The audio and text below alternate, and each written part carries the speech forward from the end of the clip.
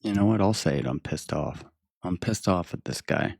So I went ahead and attacked the two officers here in Boxelder County. Um, it's it's a damn shame.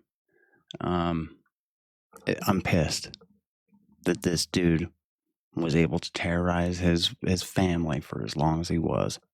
I can't believe that shit, and I feel just horrible about it. Here's the video of the judge, his first hearing in front of the judge happened today. Tell me what you think. Look at this. Ryan Michael Bate is the name of the man that decided to open fire on the officers that were called out to his domestic violence call in Tremonton last Sunday. This is his initial hearing. We're going to hear all of the charges that are going to be read against him, and they are plenty. And yeah, let's hear what the judge has to say.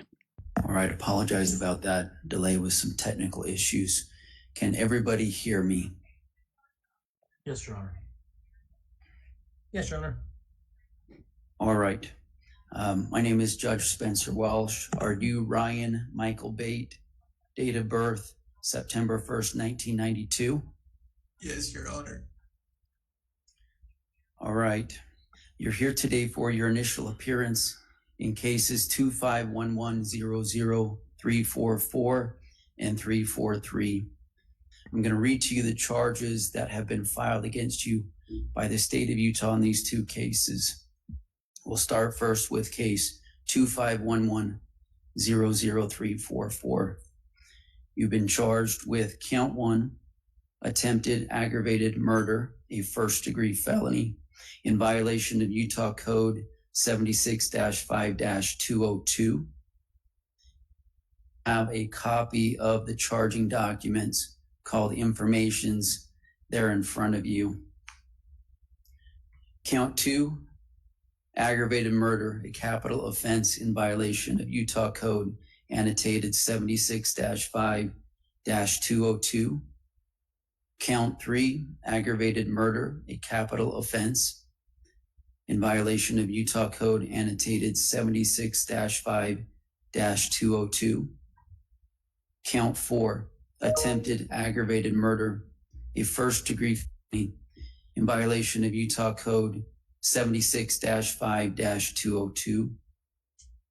Count 5, attempted aggravated murder, a first-degree felony in violation of Utah Code 76-5-202.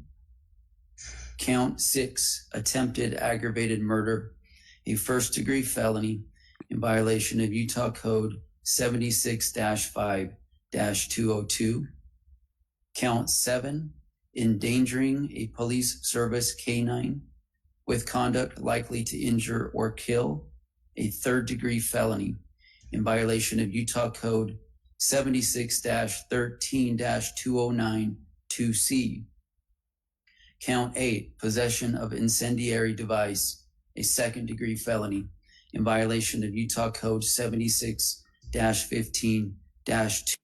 That's right. You can't just own Molotov cocktails for personal use. That is a serious weapon that you're carrying. And if you aren't licensed to have that sort of thing, you should not have them. Be aware. If you think you're just going to go around playing frickin' Protester of the Year, you should be fully aware of the laws where you're at and how exactly someone could stop you from doing those things. 210 2A. Count 9, possession of incendiary device, a second-degree felony in violation of Utah Code 76-15-210 2A. Count 10, possession of incendiary device, a second-degree felony in violation of Utah Code 76-15-210 2A. Count 11, possession of a dangerous weapon with criminal intent, a Class A misdemeanor in violation of Utah Code 76-11-208. Count 12, possession of a dangerous weapon with criminal intent, a Class A misdemeanor in violation of Utah Code 76-11-208. Count 13, assault, domestic violence with a prior qualifying offense, a Class A misdemeanor in violation of Utah Code 76. Good. Throw the book at him. Everything that they could get him on, they should get him on right now. 5-102, subsection 2. Count 14, assault, domestic violence with a prior qualifying offense, Class A misdemeanor in violation of Utah Code 76-5-102, sub 2. Count 15, assault, domestic violence with a prior qualifying conviction, a Class A misdemeanor in violation of Utah Code 76-5-102. He's a real winner. A real winner here, folks. Count 16, unlawful detention, domestic violence with a prior qualifying offense, Class A misdemeanor in violation of Utah Code 76-5-304, 2A. Count 17, threat of violence, domestic violence with a prior, a Class A misdemeanor in violation of Utah Code annotated 76-5-107. Count 18, domestic violence in the presence of a child, a Class B misdemeanor in violation of Utah Code. There was a 1-year-old present on the scene. I heard that over the scanner. 76-5-114, subsection 2. Count 19, domestic violence in the presence of a child, Class B misdemeanor in violation of Utah Code 76-5-114, sub 2.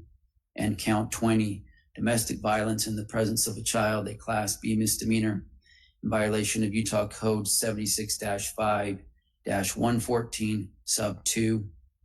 In that charging document before you, there is set forth a probable cause statement, and it has the details of the allegations against you. There's also all of the alleged elements of each of the specific charges that the state has alleged against you, which is set forth in more detail in that information that is set forth in the charging document. In conjunction with case 251100344, the state of Utah has filed a notice of intent to seek the death penalty in accordance. Good. I heard that they were seeking the death penalty, and I am absolutely on board with that. As a member of this community, I am absolutely on board with the death penalty for this POS. What do you think? This guy should get the death penalty, yay or nay? I think he should. I think this is the correct action to take on this guy. If he's found guilty, of course, innocent until proven guilty. He has the presumption of innocence until proven guilty in a court of law. So we will give him that. But if he is found guilty, I am absolutely grateful that the prosecutor is going for the death penalty. Do you agree? If you do, you should like, share, and subscribe to this video and follow, and me, and follow for more, actually. If you don't agree, comment down below why. Why don't you agree with this? This dude has done some heinous stuff, allegedly, and if he's found guilty, he should, eye for an eye in my book. Tell me what you think. Like, share, subscribe, follow for more. Have a beautiful day.